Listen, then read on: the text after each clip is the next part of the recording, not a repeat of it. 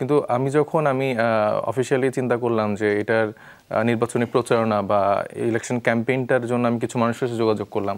তো তারা আমাকে আসলে বললো যে ভাই আপনার বাজেট কত? তাই আমি বললাম হচ্ছে কেমন আসলে বাজেট লাগবে। পরে বলে যে মিনিমাম 50। আমি বললাম আমি বললাম 50 কি হাজার? বলে যে না ভাই 50 কোটি। তো আমি বললাম যে 50 কোটি টাকা মানে একটা আসনে এরকম খরচ করতে হবে, আমার তো সেই সক্ষমতা নাই।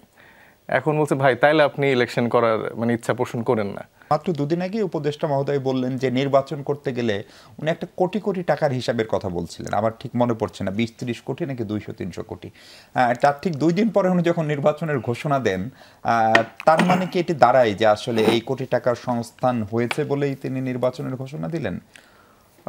সেটা তো আসলে আমি বলতে পারবো না। বা আপনারাও যারা নির্বাচনী প্রক্রিয়ার সঙ্গে জড়িত, মনোনয়ন কিনছেন বা নির্বাচনের পরিকল্পনা করছেন, আপনারা কি তার সেই বক্তব্যকে সমর্থন করেন? আসলে নির্বাচন করতে গেলে আমি সমর্থন করি কিছুটা, কারণ আমার গ্রামের বাড়ি সিরাজগঞ্জ 6-এ আমি চেষ্টা করছি যে সেখানকার মানুষদের সাথে জনসংযোগ করা, সেখানকার সাথে কানেক্টিভিটিটা বাড়ানোর, এবং সেই পরিপ্রেক্ষিতে তারা যদি আসলে ফিল করে এবং আমার দল যদি মনে করে সেক্ষেত্রে আমাকে হয়তো তারা প্রার্থী হিসেবে সেখানে ঘোষণা করবেন। কিন্তু আমি অফিসিয়ালি চিন্তা করলাম যে এটার নির্বাচনী প্রচারণা বা ইলেকশন ক্যাম্পেইনটার জন্য আমি কিছু মানুষের সাথে যোগাযোগ করলাম। তো তারা আমাকে আসলে বললো যে ভাই আপনার বাজেট কত? তাই আমি বললাম হচ্ছে কেমন আসলে বাজেট লাগবে। পরে বলে যে মিনিমাম 50। আমি বললাম আমি বললাম 50 কি হাজার? বলে যে না ভাই 50 কোটি। তো আমি বললাম যে 50 কোটি টাকা মানে একটা আসনে এরকম খরচ করতে হবে, আমার তো সেই সক্ষমতা নাই। এখন বলছে ভাই তাইলে আপনি ইলেকশন করার মানে ইচ্ছা পোষণ করেন না।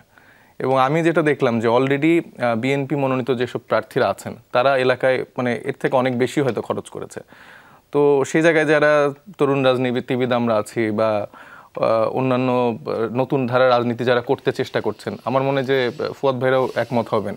এই টাকার একটা যে ঝনঝনানি এবং আমরা যে বারবার পরিবর্তনের কথা বলেছিলাম, সেই পরিবর্তনের জায়গাটা আমূল পরিবর্তনটা হয়নি দেখে আসলে এবারও নির্বাচনী যে আসনগুলো আছে সেখানে আসলে মাসল পাওয়ার, টাকার পাওয়ারটাই আসলে মুখ্য বিষয় হিসেবে দাঁড়াবে। কিন্তু তারপরও আমরা ফাইট করতে চাই। আমি মনে করি যে এবার একটা পরিবর্তন সম্ভব। আমরা জনতার দুয়ারে দুয়ারে যাব, দেখা যাক মানে জনগণ আমাদেরকে কিভাবে অ্যাকসেপ্ট করে। আমরা হয়তো টাকা খরচ করতে পারবো না, এখন এটা জনগণের উপর সিদ্ধান্তটা নির্ভর করবে যে তারা আসলে এরকম টাকার কাছে বিক্রি হয়ে আবার তাদের ভোটগুলো বিক্রি করে দিবে, নাকি তারা আসলে তাদের নাগরিক অধিকারটা আসলে তার জনপ্রতিনিধি থেকে বুঝে নেবে।